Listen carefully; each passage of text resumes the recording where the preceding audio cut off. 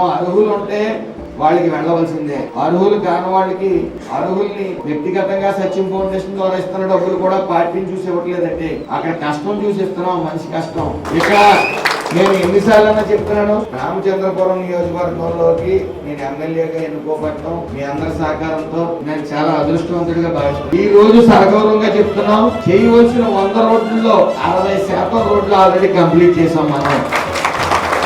సుభాష్ గారు ఆయన ఒత్తాసు పలుకుతున్నారు, ఈయన ఒత్తాసు పలుకుతున్నారు. వర్గాలు చేసుకుంటే నాకే నష్టం. సేవ చేయడానికి ఇక్కడ ఉన్న నాకు ప్రతిరోజు భయం. మీరు ముగ్గురు నాయకుల్ని ఎదిరించి వడా నాయకుల్ని త్రిమూర్తి గారు లేకపోతే బోస్ గారు ఇలాగ వేణు గారిని అందరినీ ఎదిరించిన నేను ఇక్కడ ఉంటాను, ఓడిపోతే నేను తెలియని పరిస్థితులు మీరు నాకు ఓటేశారు.